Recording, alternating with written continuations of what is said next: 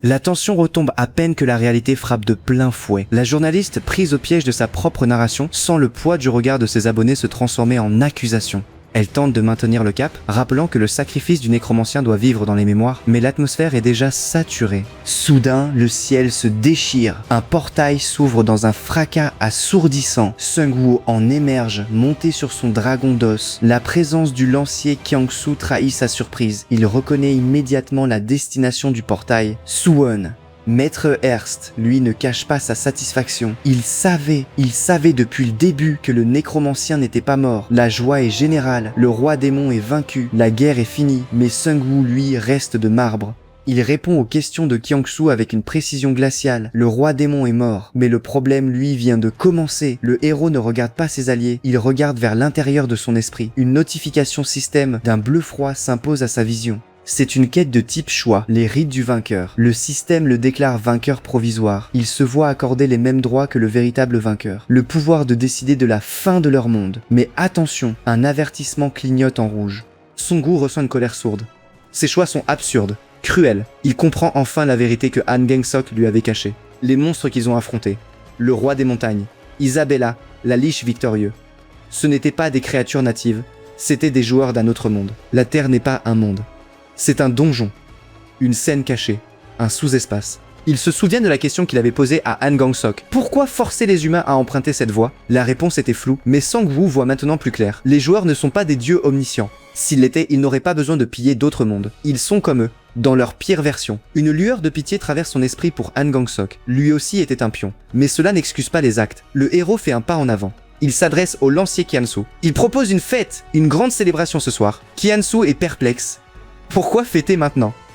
Seung-woo explique qu'ils n'ont jamais eu de vraie pause, seulement des célébrations minuscules. Il a besoin de dormir, de ne rien penser. Kyang-soo accepte, ils ont mérité ce repos, mais Seung-woo ne pense pas à dormir, il pense à ne rien choisir. Si chaque fin mène à l'horreur, alors il vaut mieux rester dans l'entre-deux. Il rejette la quête. Il refuse de devenir une marionnette, le système réagit. Une fenêtre système ricain, une nouvelle quête mondiale apparaît pour tous les joueurs. Type assassinat, opportunité de victoire. L'objectif, tuer Seung-woo, la récompense, le droit du vainqueur. Le système accuse le héros de mener le monde vers une impasse. L'éliminer permettrait de façonner le destin de la Terre. Le choc est universel. Le système leur ordonne de tuer leur sauveur. La plupart des joueurs sont sous le choc, c'est absurde, incompréhensible. Seung-woo lui sourit. Il savait que le système se jouerait d'eux. Il s'adresse à la foule. Il leur dit qu'il sait qu'ils ont reçu l'ordre de le tuer, mais il leur propose une méthode plus simple, la fête. Il sera sans défense. Il les attend. La difficulté de leur quête chutera considérablement. Il invite tout le monde à rejoindre la faction de l'Arbre-Monde. Kyang-soo confirme qu'ils ont assez de provisions. Des hyperportails peuvent être ouverts dans le monde entier. Seung-woo lance un défi. Qu'ils planifient minutieusement, qu'ils essaient de le tuer. Une aura de mort émane de son corps, il s'illumine, même s'ils l'abattent, il ressuscitera, encore et encore. Il les attend. Le sergent Kim comprend la portée de la déclaration. Seung-woo est classé numéro 1 mondial. Planifier son meurtre prendrait des décennies. Un joueur conclut logiquement, personne ne viendra à la fête. Seung-woo sait que cet enfer doit se terminer ce soir. La foule se disperse. Chacun rentre chez soi. Les provisions sont vérifiées. Les blessés sont soignés. Seung-woo pense avoir donné le meilleur de lui-même. Peu importe la fin, il s'en fiche désormais. Hano est ravi. Il prépare sa divinité. Jiso-yoon, elle, est furieuse. Les dettes s'accumulent à cause des cartes de montée de niveau. Soudain, un message cryptique apparaît. Erreur critique. La connexion au serveur client est interrompue. L'environnement bug. L'écaille de Imogi chauffe. Une forme déformée apparaît dans le ciel. L'image se stabilise. La voix, semblable à celle d'une femme, résonne. Il est temps de faire tomber le système. Seung-woo a toujours cherché la vérité. La nature du jeu, la création des monstres, le fonctionnement des objets. Maintenant, une dernière chance se présente. L'assain est venu en personne. La fin est proche. Les joueurs observent cet être. La magie faiblit. L'As attendait ce moment depuis longtemps. Seung-woo pose la question qui fâche. Pourquoi avoir attendu si longtemps pour intervenir? L'As ne perd pas de temps avec des préliminaires inutiles. Il explique que la sécurité est à son point le plus bas en ce moment précis. Les sentinelles qui surveillaient et interféraient avec lui ont disparu. Le jeu touche à sa fin, et la plupart du personnel a été réaffecté vers d'autres scénarios. Cette révélation change la donne. Seung-woo réalise que le système n'est pas un miracle incompréhensible venu d'un être transcendant. C'est une machine gérée par des humains. Les opérateurs ne sont pas omnipotents, ils ont des limites, ils ont des faiblesses. Il demande qui sont ses créateurs et pourquoi ils ont fait cela. Last répond par une excuse standard. Il s'excuse, il comprend la colère et la soif de vérité du héros, mais il n'y a pas de temps pour cela. Le nombre réduit de sentinelles lui donne un contrôle temporaire. Elles réagiront bientôt. Pour l'instant, Sungu doit suivre ses ordres. Le héros s'attendait à cette réponse. Cet être prétend être un allié. Il ne fait que des demandes unilatérales sous prétexte de urgence. Ils ne sont pas différents des opérateurs du jeu qui essayent de les contrôler de force. Lhasa ajoute que lui faire confiance est la seule chance de survie. Sungu le sait déjà. L'As rappelle que tout cela est pour le bien du héros. Sungu remarque que le ton de l'Astre ressemble plus à celui d'un humain qu'à celui d'un dieu. Les humains qu'il connaît n'offrent pas de bonté gratuitement. Il en a assez d'être traîné par des entités inconnues pour des raisons inconnues. Il rappelle à l'As que ces entités apparaissent au hasard. Elles disent ce qu'elles veulent et disparaissent. Il n'est pas facile pour les humains de leur faire confiance dans cette situation. Pour travailler ensemble, ils doivent comprendre les positions de chacun. Sungu exige une réponse convaincante. Pourquoi l'As essaye-t-il de détruire le système ? L'Astre avoue être de la même espèce que les maîtres du jeu, mais parmi eux, il y a ceux qui s'opposent à ces jeux. Ils tentent de les arrêter. Ils sont en conflit avec les maîtres du jeu depuis très longtemps. C'est une lutte idéologique et politique. Leur cause est juste. Sungu a déjà entendu cette phrase noble de juste de la part de tant de personnes. L'As dit qu'ils parleront plus après avoir détruit le système. Il ouvre un portail. Il mènera le groupe à un endroit où ils pourront accomplir cette tâche. À l'intérieur du portail, toutes les choses créées par le système ne fonctionneront pas. Les compétences et les objets seront inutiles. Une fois entré, l'As ne pourra plus interférer. Sungu demande comment ils peuvent détruire le système dans ces conditions. L'As explique qu'ils doivent utiliser un moyen physique de leur monde pour frapper et éteindre le système. Sungu demande si cela signifie briser le système avec la force brute. L'As confirme, il lui demande de préparer une arme non issue d'un objet du système. Le maître du jeu rappelle des sentinelles d'autres mondes pour reprendre le contrôle. Pendant que l'As les bloque, Sungu doit entrer dans le portail. Il doit détruire le noyau principal et rompre le lien. Entre-temps, le lancier Kingsu a préparé un pied de biche pour Sungu. C'est tout ce qu'il a pour l'instant. Sungu note que les marteaux et autres outils ont déjà été remplacés par des objets du système. Le pied de biche devrait suffire pour fracasser ce qu'il faut. Aho n'est pas content de cette fin. Sans sa divinité, il n'est personne. Sungu lui rappelle que cela peut être la fin. Si ce que l'a décrit est vrai, ils n'ont pas le choix. Au fond de lui, Sungu pense qu'il n'est pas sûr que ce soit la fin qu'il souhaitait. Il informe tout le monde qu'ils devront reporter la fête de ce soir. Sans compétences, ils auront besoin de beaucoup de monde. Avec ce portail, ils mettront fin au jeu. Une fois de retour, ils organiseront une fête pour la liberté et l'indépendance. Quelque temps plus tard, Sungu entre dans le portail avec d'autres joueurs. Un message système apparaît. Il est rempli d'erreurs. Le système plante. Le procureur informe tout le monde de rester sur leur garde. Un membre de son équipe lui informe qu'ils peuvent détecter tout objet en mouvement à proximité. Ils sont près de la mer. Cela semble être une sorte d'île. L'AC les informe qu'ils appellent communément cet endroit l'île au centre du triangle des Bermudes. Sungu dit qu'elle est encore trop grande pour être une simple île. L'AC explique que c'est une île artificielle créée il y a environ 7 ans. Ji So-yoon dit que c'est même avant le début du jeu. L'AC répond que ce jeu n'a pas commencé du jour au lendemain. Les maîtres du jeu ont cherché des mondes adaptés à la création de jeux. Ils ont traversé un long processus d'installation. Cette île est la base avancée de tout cela. Chaque triangle des Bermudes de la Terre possède des trous de verre naturels. Ce sont des routes de voyage dimensionnelles faciles. Les portes vers d'autres mondes dans le jeu sont fabriquées en utilisant les trous de verre ici. Lasté glaire qu'il est curieux, il expliquera plus s'il y a d'autres questions. Sungu dit que ce n'est pas nécessaire. Lasté explique qu'il y a une installation à l'intérieur de l'île qui contrôle le système. Ils doivent la trouver et détruire le noyau principal sphérique à l'intérieur. Sungu déclare que l'emplacement de l'installation est assez évident. Lasté dit qu'à partir de maintenant, il ne peut plus interférer. C'est une zone de quarantaine spéciale. L'accès via le système est impossible. Tous les outils et commandes liés au système sont inutiles ici. Si une entité basée sur le système devient incontrôlable comme un maître du jeu, cet endroit a été créé pour gérer cela. Sungu affiche un sourire en coin. Il sait maintenant que même les maîtres du jeu peuvent être tués ici. Les joueurs commencent à se diriger vers le centre de l'île. Quelque temps plus tard, les éclaireurs trouvent un chemin qui descend sous terre. En entrant, Anno déclare que l'entrée est étroite, mais ça va probablement être large à l'intérieur. Il porte aussi beaucoup de choses. Sungu lui demande pourquoi il a apporté autant de bagages. Anno dit qu'il a apporté ses armes secrètes. Des sprays anti-insectes, des lingettes alcoolisées, de l'eau en bouteille, quelque chose ici pourrait être la faiblesse d'un extraterrestre. C'est une paranoïa typique. Mais dans un monde où tout est possible, mieux vaut être prudent. Après être entré dans une pièce, celle-ci s'illumine, il y a des détecteurs de mouvement partout dans cet endroit. Sungu se demande si quelqu'un gère cet endroit. Ji So-yoon dit à tout le monde de faire attention, même ses sens ne fonctionnent pas correctement. Elle pense que tout ce qu'elle a pour l'instant, c'est son expérience du combat. Même un seul gros monstre peut facilement les anéantir tous. La tension monte. Après un certain temps, ils atteignent une porte au bout du couloir. Sungu leur dit de l'ouvrir. À l'intérieur, ils trouvent un endroit qui ressemble à un bureau. Il y a des claviers, des souris, des écrans ordinaires du monde humain. Sungu se demande s'ils ont une technologie bien plus avancée que la technologie moderne, mais cela semble bien trop humain. La simplicité est parfois le meilleur camouflage. Après un moment, Aho trouve une terre holographique. Elle montre qu'il y a plus de 2 milliards de spectateurs pour cette Terre. Anno se demande s'il s'agit des spectateurs de la chaîne officielle de leur monde. Songu dit que ce nombre est trop élevé pour cela. Malheureusement, il ne reste plus des milliards de personnes sur Terre. Ce jeu se déroule sur le monde numéro 34. Le nombre de spectateurs doit indiquer combien de personnes le regardent. Soudain, ils entendent une voix étrange provenant d'une autre porte. Ils se mettent tous en alerte. Quelqu'un commence à tirer de l'autre côté.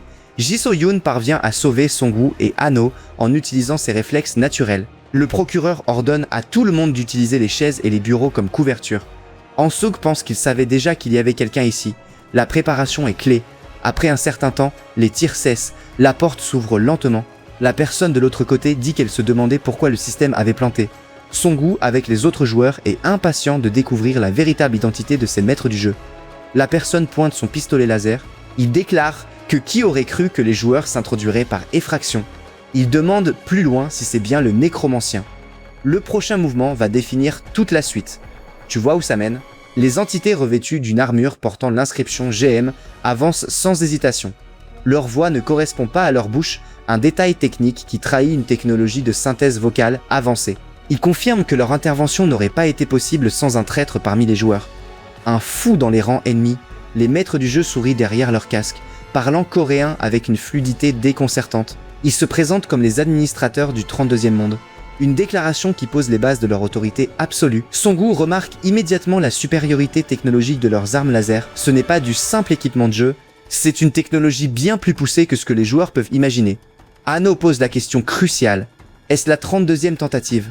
La réponse est plus inquiétante. Ils ont déjà étendu leur influence jusqu'au 36e monde. Leur objectif est clair, installer des systèmes dans 41 mondes d'ici la fin de l'année. Ils regrettent simplement que la situation actuelle ne corresponde pas à leur scénario idéal. Ils mentionnent le nécromancien. Si celui-ci était devenu le dévoreur de mondes et avait envahi le 33e monde, le résultat aurait été parfait pour eux. Mais ils tirent à nouveau. Les rayons laser transpercent les couvertures et éliminent une grande partie des joueurs présents. L'histoire du protagoniste corrompu est leur scénario préféré. Songu demande leur véritable nature. Ils se moquent de l'idée qu'ils soient des extraterrestres. L'un d'eux retire son casque. Ils sont des humains purs, des humains de la Terre Zéro. Anno explose de colère. Il crie qu'aucun être humain ne commettrait de tels actes de son plein gré. Le maître du jeu le traite d'effronté. Il affirme que tous les joueurs ne sont pas de la même espèce. Ils viennent d'une civilisation infiniment supérieure. Ils ont effacé la possibilité d'un futur commun. Pour eux, les joueurs ne sont que des singes perdus. Cette arrogance est leur faiblesse principale. Ils sous-estiment la résilience de leur proie. Songu se tourne vers Ji-So-yoon. Il lui demande si elle peut esquiver ses rayons sans utiliser de pouvoir. Elle répond que même avec un corps entraîné par le jeu, ce serait extrêmement difficile. La supériorité technologique est réelle. Le maître du jeu admet être surpris par leur arrivée jusqu'ici. Il qualifie cette fin de plus palpitante parmi tous les programmes qu'il a conçus. Grâce aux actions des joueurs, les docteurs sont en ébullition. Les spectateurs préfèrent cette voix. Songu est le personnage le plus populaire qu'ils aient jamais créé. Parmi tous les nécromanciens de tous les mondes, aucun n'a jamais commandé une légion aussi vaste. Mais où est cette légion maintenant? Tout leur a été donné par les maîtres du jeu. Ils les ont chargés, ivres du pouvoir. Pourtant, ils ne peuvent rien faire. Ils ramperont simplement sur le sol. Songu reconnaît la justesse de leurs paroles. Son armée a disparu. Mais tant qu'ils n'abandonnent pas, il reste une issue. Une forme bossue surgit derrière un bureau. Et elle annonce que la légion du nécromancien est juste là. C'est le bagage que Anno a apporté avec lui. Il se présente comme la légion du nécromancien. Il est avec lui depuis le début des raids de boss. Il a écrasé la conspiration des vampires et bien d'autres menaces. D'autres entités émergent également, affirmant appartenir à cette légion. Le maître du jeu reconnaît Anno comme un singe de rang A. Il aurait dû mourir plus tôt. Il ordonne à ses hommes de tuer ce traître en premier. Tous les rayons laser frappent le bagage de Anno. Mais pour une raison inattendue, les rayons sont réfléchis. Ils touchent la plupart des maîtres du jeu. Le bagage contenait un simple miroir de grande taille. Songu demande comment il a su la porter ici. Anno explique que c'est du bon sens. Des extraterrestres avec une technologie supérieure utiliseraient des pistolets laser. Ils distribuent des miroirs compacts à tout le monde. Il conseille d'utiliser toutes sortes d'outils si l'on est intelligent. Les maîtres du jeu sont surpris. Ils ne s'attendaient pas à une telle résistance de la part d'êtres à faible intelligence. Cette arrogance les aveugle. Ils pensent que la technologie suffit. Ils oublient que l'improvisation peut vaincre la supériorité numérique. Songu ordonne à toute son armée de charger. C'est une attaque totale contre les maîtres du jeu ennemis. Il tente farouchement d'arrêter les intrus à tout prix. Le combat dure un certain temps. Le résultat est brutal. Les joueurs réduisent les maîtres du jeu en charpie. Les joueurs subissent également de sérieux dégâts. Malgré leur infériorité numérique, les maîtres du jeu étaient trop arrogants. Ils ont sous-estimé la détermination de leurs adversaires. Songu déclare qu'il manque de temps. Il ne demande qu'à une seule fois. Combien de personnes y a-t-il sur cette île? Le maître du jeu répond qu'il ne reste plus personne. Ils sont le seul personnel stationné ici pour commencer. La plupart du système est contrôlé par l'intelligence artificielle et des superordinateurs. Songu demande des informations sur les sentinelles qui les surveillent. Le maître du jeu explique que c'est le nom du superordinateur. Il surveille l'ensemble de la Terre, y compris le système et tout comportement anormal des joueurs. Il s'étonne que Son Goku connaisse même son existence. Il ajoute que si Son Goku en sait autant, quelqu'un les trahit vraiment. Ouais, Son Goku pense savoir qui. Il n'y a aucune chance qu'il perde face à ces indigènes primitifs. Le maître du jeu rit à voix haute. Son Goku l'avertit que s'il continue à rire comme ça, il va commencer à lui arracher les dents une par une. La menace est claire, la violence est imminente. Son Goku demande ce qu'est le noyau principal et ce que les sentinelles surveillent. Le maître du jeu explique que le noyau principal sert de serveur. Les sentinelles surveillent tout. Le maître du jeu sort de son personnage d'arrogance. Il propose une offre à Son Goku. Son Goku est une immense superstar sur leur terre. Il lui demande de rejoindre leur terre. Hano ne peut pas se retenir. Il donne un coup de pied dans le ventre du maître du jeu. La violence éclate. Son Goku demande de parler de leur terre. Qui sont-ils et pourquoi ont-ils fait une chose aussi insensée? Le maître du jeu accepte de tout raconter. Leur monde se situe au milieu du 24e siècle selon les standards de civilisation. Il y a eu de petits problèmes jusqu'au 21e siècle.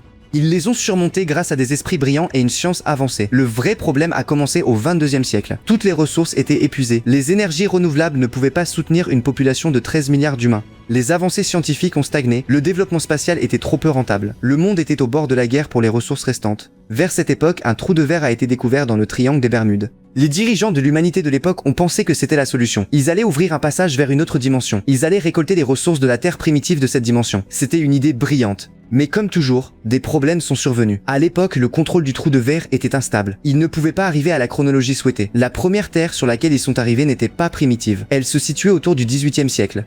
C'est là qu'ils ont hésité. Ils n'avaient pas les ressources pour ouvrir un second passage dimensionnel. Il ne leur restait que deux options. Soit ils pillaient, soit ils battaient en retraite. Il manquait de temps. Ils devaient faire un choix immédiatement. Ils ont fait leur choix, ils ont pillé. Son Goku comprend maintenant ce qu'ils sont vraiment. Ils pillent et pratiquent la violence primitive pour assurer leur propre survie. Ils ont probablement justifié toutes leurs atrocités par des rationalisations commodes. C'est sans doute pour cela qu'ils ne les voient plus comme des humains. C'est une question de pure arrogance. Le maître du jeu continue. Au début, ils pillaient pour survivre. Mais cela est vite devenu une course pour satisfaire leur avidité. Ainsi est né ce qu'ils appellent l'impérialisme multidimensionnel. Des nations et des corporations se sont emparées de terres entières. Elles ont tout pris pour elles-mêmes. Elles avaient désormais accès à une offre de ressources quasi infinie et à une abondance matérielle presque parfaite. Une fois cet avenir de rêve à portée de main, leur peuple a réalisé quelque chose de nouveau dans cet état parfait. La stabilité parfaite s'avère être un piège psychologique plus insidieux que la violence brute. Son Goku comprend que l'ennui est le moteur de la cruauté. Il interroge le maître du jeu sur cette motivation, cherchant à percer le voile de leur réalité. Le maître du jeu ne nie pas. Il admet que la nanotechnologie a permis de recréer un monde fantastique sans faille, imprégnant chaque atome, y compris les corps humains, de nanomachines. Ce processus d'installation a pris plus de 6 ans, c'est une infrastructure biologique totale. Son Goku pose la question cruciale: avec une telle puissance technologique, pourquoi transformer les humains en monstres? La réponse est d'une banalité glaciale, la rentabilité. Créer des intelligences artificielles complètes coûte trop cher. Transformer des humains en personnages non joueurs est une solution économique. C'est de l'exploitation pure, masquée sous la guise du divertissement. Son Goku coupe court, il refuse d'entendre plus d'excuses. Le ton change radicalement. Le maître du jeu Walter passe de l'arrogance à la supplication. Il mendie sa vie, promettant d'exclure la terre du jeu. C'est une tentative désespérée de négociation. Son Goku reste impassible. Il sait que cette promesse est vide. Il demande à Kyung-Soo le lancier où se trouve le noyau principal. La réponse est claire, il le cherche encore, mais la fin est proche. Son Goku anticipe déjà l'après-guerre. Détruire le noyau ne suffira pas à libérer leur monde. Walter tente une dernière attaque psychologique. Il accuse les initiés de manipuler Son Goku. Selon lui, ses alliés ne cherchent qu'à utiliser le héros pour leurs propres agendas politiques. Son Goku ressent la colère monter. Il exige des détails sur cet agenda. Walter révèle que ce jeu est la plus grande industrie sportive de leur monde. Le pouvoir s'y acquiert par la force. C'est un système de valeurs corrompu. Son Goku impose ses conditions. Walter demande à Son Goku de l'appeler par son nom, Walter, en échange de sa vie. C'est un acte de domination symbolique. Il veut savoir si le pouvoir des nanomachines est réel. Walter confirme que tout est réel, manipulant les particules pour provoquer des phénomènes physiques. Mais il y a une faille. Le contrôle des nanomachines dépend entièrement du système mondial. Si le système tombe, le pouvoir s'effondre. Son Goku analyse la situation avec une précision chirurgicale. Il doit y avoir des limites à cette méthode. Les pouvoirs sont bloqués dans cette installation. Il ordonne au sergent Kim de noter chaque information cruciale. Walter continue de supplier. À ce moment précis, Kyung-Soo revient avec une nouvelle vitale. Ils ont localisé le noyau principal, plus profondément dans l'installation. Un autre membre de l'équipe, le maître Hearst, découvre un objet appelé dispositif de blindage. Il s'agit probablement du contrôleur des nanorobots supervisant l'île. Son Goku émet une hypothèse stratégique. Si ce dispositif est désactivé, l'ascent pourrait réapparaître. C'est une fenêtre d'opportunité. Il fait une offre à Walter. Trahir son monde, graver son nom dans l'histoire, c'est la seule façon de survivre. Walter accepte. La trahison est scellée. Sun Woo teste la vulnérabilité du système. Peut-il être piraté? Walter confirme que oui, mais seulement pour une courte période. C'est une brèche temporaire. Sung-Woo ordonne l'exécution. Walter active le piratage. Quelques minutes plus tard, Sung-Woo éteint le dispositif de blindage. La manœuvre est parfaite. L'as apparaît à l'intérieur du bâtiment. L'as félicite Sung-Woo pour son travail. Il donne un délai strict 20 minutes avant le retour des sentinelles et la restauration du système. C'est une course contre la montre. Sung-Woo interroge l'as sur les conséquences de la destruction du noyau. L'as explique que le noyau agit comme un serveur. Le détruire rompra la connexion avec le monde du maître du jeu, mais la connexion de l'as avec ce monde prendra également fin. La question suivante est vitale. Le trou de verre restera-t-il ouvert? Si rien n'est fait, les maîtres du jeu reviendront. L'as confirme, il faut effondrer le trou de verre. Sung-Woo demande comment procéder. L'as révèle l'existence d'un immense tunnel vertical souterrain relié au trou de verre. Une explosion puissante à l'intérieur ferait s'effondrer le passage. C'est une méthode de contingence standard pour empêcher les invasions. Sung-Woo s'interroge sur la nature de ces invasions. L'as répond par une incertitude terrifiante. On ne sait jamais ce qui pourrait émerger d'une dimension ouverte à la hâte. C'est un risque inacceptable. La solution technique est simple. Utiliser le petit réacteur à fusion de l'installation pour le convertir en bombe à hydrogène. Mais il faut le mot de passe d'une personne autorisée. Sung-Woo annonce qu'il l'a déjà obtenu. L'as précise la prochaine étape, activer la bombe et la jeter dans le trou de verre. Sung-Woo ordonne aux ingénieurs de préparer l'engin. Le temps presse. Peu de temps après, Sung-Woo arrive dans la salle du noyau principal. Il confirme l'identité de la cible. L'as répond par l'affirmative. Sung-Woo pose la question morale. Pourquoi l'aider? L'as déclare avoir jugé Sung-Woo fort, rationnel et sain d'esprit. Ils veulent la paix et s'opposent à ces jeux horribles. Sung-Woo analyse cette déclaration avec cynisme. Si des gens sur Terre Zéro préservent leur humanité, c'est peut-être moins un groupe de protection des humains qu'une ligue de protection des animaux. C'est une distinction importante. Sung-Woo refuse l'absolution. Même si Lasté dit la vérité, Sung-Woo n'est pas heureux. Le peuple de Lasté laissé une blessure irréparable. Lasté promet d'expier. Comment? En attisant l'inquiétude du public, pour pousser à l'abolition des jeux dimensionnels, Sung-Woo demande s'ils reconstruiront les mondes détruits. L'as répond que c'est impossible. La reconstruction nécessite des ressources disproportionnées. Les puissants n'investissent pas là où il n'y a pas de gain. Sung-Woo, ce ne sont que de belles paroles. Il demande si aider était aussi politique. Il refuse l'explication. Poignarder quelqu'un et essuyer le sang ne suffit pas. On ne peut pas effacer le péché. L'as ne comprend pas. Sung-Woo explique que leurs paroles sur la réflexion ne servent qu'à les rendre moins mal à l'aise. Ils auraient dû parler de réparation concrète. Le maître Hearst arrive dans un véhicule transportant 3 bombes à hydrogène. Il les a fabriquées comme demandé. L'as indique que 3 sont excessives. Une seule suffit selon les calculs. Ils doivent rendre les 2 autres. Sung-Woo sait déjà qu'une seule suffit. Il a un autre plan. Il veut envoyer un message à cette espèce. L'as demande ce qu'il entend par espèce. Sung-Woo répond qu'ils ne sont pas différents. Ils sont tous des envahisseurs et des massacreurs. Ce n'est pas la faute de quelques-uns, c'est la faute de leur monde entier. L'as supplie Sung-Woo de ne pas le faire. La solution rationnelle passe par le dialogue. Sung-Woo explose de colère. Non! C'est quelque chose qu'ils doivent apprendre physiquement. Quand on joue avec des jouets dangereux, de gros accidents arrivent. Une notification apparaît. La restauration d'urgence du système atteint 99%. L'as panique. Le système ne devrait pas se restaurer si vite. Ils pensent que les sentinelles sont revenus. Ils n'ont plus de temps, ils doivent agir vite et détruire le noyau principal. La fenêtre de tir se referme, la décision finale est imminente. Sung-Woo ne perd pas de temps dans les excuses. Il informe son assistant que les sentinelles ne sont pas les ennemis. Ils sont les artisans de leur propre restauration. Le système se rétablit complètement après quelques minutes de latence. C'est le signal. La contre-attaque commence immédiatement. Il invoque tous ses sbires. L'ordre est donné d'attaquer le mur protégeant le noyau principal. L'Asne le traite de fou. Sung-Woo accepte le qualificatif. Il admet être fou. Dans un monde pareil, la sanité est une faiblesse. Il veut montrer à leur monde la dangerosité des jouets qu'ils ont manipulés. Le bouclier cède sous l'assaut coordonné. Les invocations traversent la brèche et se dirigent vers le vortex. Une lumière vive les transporte instantanément. Ils arrivent sur Terre Zéro. Sung-Woo observe la nouvelle cible avec une précision chirurgicale. Ils sortent d'une porte multidimensionnelle. Walter avait révélé cette faille à Sung-Woo. La trahison a été facile. L'arrogance des habitants de cette terre les a rendus paresseux. Ils ne cherchent que le plaisir, leur propre survie est leur seule priorité. Sung-Woo et ses sbires avancent vers une direction fixe. Ils aperçoivent bientôt Neo-Alexandria. C'est le cœur de ce monde, la plus grande ville de Terre Zéro. Elle est parasite. Elle vit du pillage dimensionnel. Elle doit être éradiquée. L'Asna apparaît devant eux. Il supplie Sung-Woo de s'arrêter. Il qualifie ses actes de pure folie. Il lui dit qu'il n'est pas trop tard. Il peut mettre fin à cette frénésie. Sung-Woo refuse. La fin de leur monde vient de commencer. Cela sera une leçon pour les habitants. Lhasa rappelle que Sung-Woo s'apprête à assiéger une ville de 100 millions d'êtres humains. Sung-Woo sait que c'est une utopie construite sur l'invasion d'autres mondes. Il rappelle que leur propre peuple comptait 8 milliards d'âmes. Il demande combien ont été sacrifiés dans ce jeu brutal. La ville déploie une barrière d'enceinte avant qu'ils ne puissent s'approcher. Lhasa informe qu'ils ont contacté le centre de commandement. La barrière empêche les nanorobots de fonctionner. Il prévient que Songu mourra s'il entre. Il lui ordonne de revenir. Il lui dit qu'il a encore un peu de temps. Songu sort des bombes à hydrogène de son inventaire. Il a appris une chose de leur jeu. Il existe toujours un moyen de contourner ce genre de situation. Un message d'erreur apparaît quand il utilise le mouvement d'ombre pour passer la barrière. Il active alors la bombe à hydrogène. Elle explosera dans 3 minutes. Il utilise ensuite l'assaut crépusculaire sur les défenses aériennes. Un drone volant à proximité émet une notification. L'individu inconnu au-dessus de Neo Alexandria est soupçonné d'être le joueur numéro 157 de la Terre numéro 32. Songu est surpris par la diffusion en direct. Ils sont peut-être surexcités. Un personnage de jeu vidéo vient d'apparaître devant leur ville. Il utilise le drone pour informer les citoyens. Ils sont maintenant les joueurs de ce jeu. Il leur donne une quête. Il leur ordonne de faire tout ce qu'il faut pour survivre. Le temps presse. Les bombes s'apprêtent à frapper. Avant que le minuteur n'atteigne 0, Songu s'enfuit au loin. Le compte à rebours arrive à 10 secondes. Une explosion en forme de champignon éclate. Elle est visible à des kilomètres à la ronde. Lhasa crie après lui. Il le traite de démon. Il n'arrive pas à croire qu'il vient d'éliminer plus de 100 millions de personnes. Songu dit qu'il ne voulait pas en arriver là. Il ne ressent aucune satisfaction. Il dit que si les anéantir tout le satisfaisait, il le ferait. Un jour, l'occasion de mettre fin à tout cela viendra. Il utilise le portail pour retourner sur la Terre numéro 32. Tout le monde l'attend. Le lancier Kyangsu lui demande si tout s'est bien passé.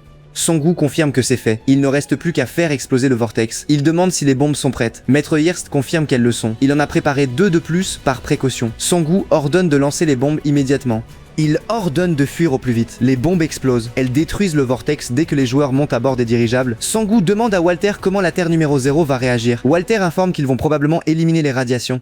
Ils vont réactiver le vortex. Cependant, l'utilisation des nanorobots est très restrictive dans leur monde. Il sera difficile de remettre les choses en ordre rapidement. Songu demande s'ils peuvent maintenir le système. Walter répond que oui, tant que cela reste dans la durée de vie restante des nanorobots, soit 5 à 6 ans. Le procureur demande s'ils peuvent imprimer des objets en grande quantité. Ils veulent reconstruire leur monde. Ahon réclame une autre divinité. Walter informe que modifier le système n'est possible que dans le bâtiment principal ou par l'Alpha Sentinelle. Le procureur dit que c'est dommage. Pouvoir utiliser les capacités du jeu est déjà bien suffisant. Anno se met en colère. Il apprend qu'il ne peut pas obtenir une autre divinité. Il ordonne à quelqu'un d'enfermer Walter à nouveau. Songu pense que le jeu est terminé. La réalité commence. Après leur retour, ils reçoivent un accueil chaleureux. La communauté de la ville de Swan les fête. Les feux d'artifice explosent à tout va. La nourriture la meilleure et la plus chère est servie. Elle est offerte à tous les joueurs ayant participé à l'expédition. Songu s'approche de l'Arbre Monde. Il veut vérifier l'avancement de sa quête mythique. Le nom de cette quête est Origine de la race draconique. C'est une quête de type inconnu. Le but est de trouver l'indice de l'évolution. En récompense, ils évolueront vers une nouvelle race. Vous avez acquis 2 graines absolues. L'une est une race puissante en pleine croissance.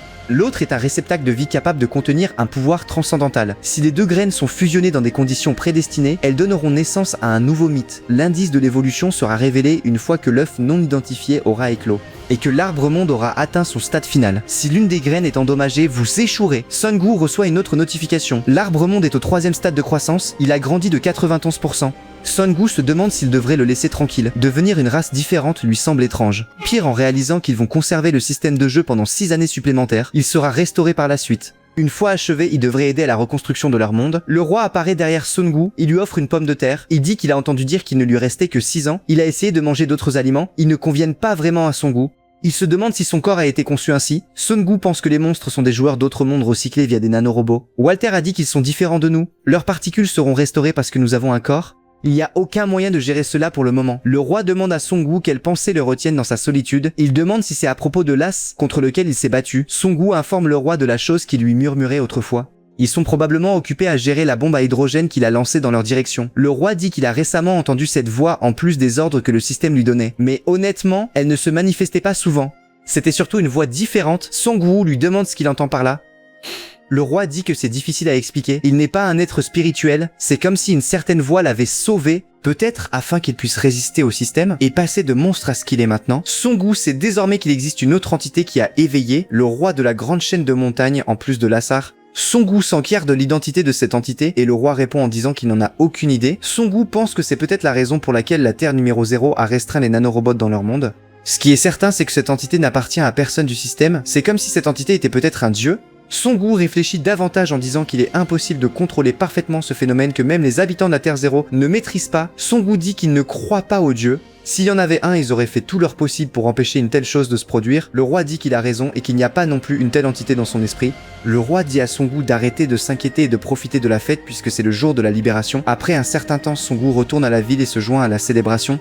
Hano montre ses stupides compétences de voleur aux enfants, tandis que Ji So-yoon gagne beaucoup d'argent en pariant sur des cartes. Après quelques heures, le soleil se lève et la fête s'arrête.